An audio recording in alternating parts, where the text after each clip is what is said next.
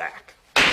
Canada's euthanasia program has stirred up a lot of controversy since its inception. A recurring story is of normal people seeking medical care for mental health issues or disabilities and being encouraged to euthanize instead. Or to put it simply, the government would rather you kill yourself than help you. Humane, the debut film from Caitlin Cronenberg, takes this embryonic idea and extrapolates it out to some very terrifying and logical conclusions. If human beings are part of the climate change problem, then it would make sense for governments to incentivize citizens to euthanize themselves to save the world. If you're suffering from Parkinson's or are crippled, then why not have yourself killed and help the next generation? Your family would receive $250,000, and that can go a long way to paying down debts or getting children into university. The story opens on just such a world, where humane solutions to these very difficult problems now exist and introduces us to the York family. Patriarch Charles was a newsreader for several decades and used his seemingly noble career to hide the fact that his ambitions were more important than his family. He invites his kids over for dinner one evening to announce that he and his wife Dawn are going to have themselves euthanized as a way of setting a good example for others. The children are a complex mix, though each one is repugnant and selfish in their own way. There's Jared, who works with the government to encourage others to enlist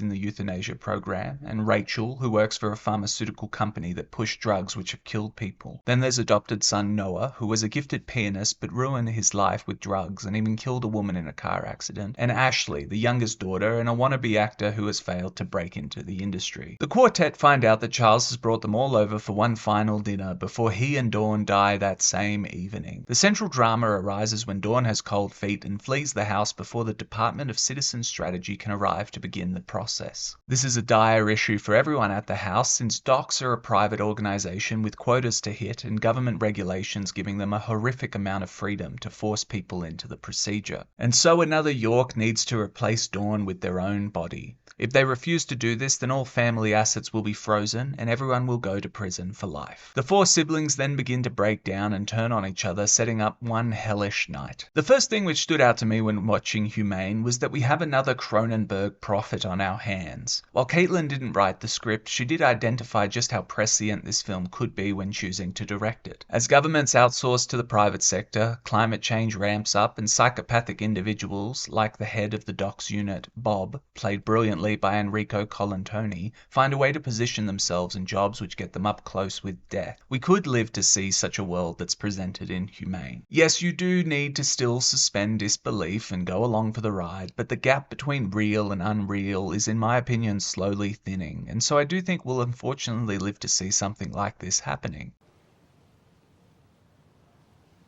Right.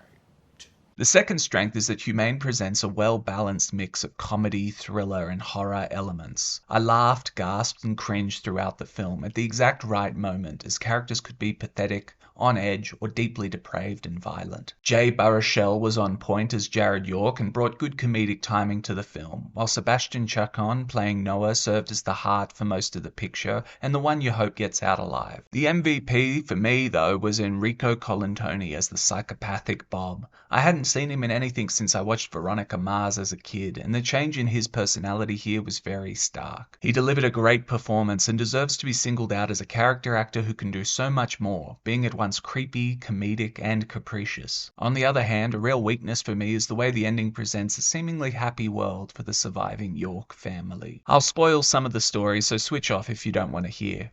Noah has a screwdriver rammed into his hand during a fight midway through the film, and yet is shown in the final scene to be playing the piano for an audience. Wouldn't such an injury greatly diminish his dexterity and make playing a piano unlikely? During this same scene, Dawn is shown to be with the other York children, but she was the cause of all their problems. Would they really forgive Dawn given her cold feet is the reason Ashley and Noah's girlfriend Grace die? I don't know.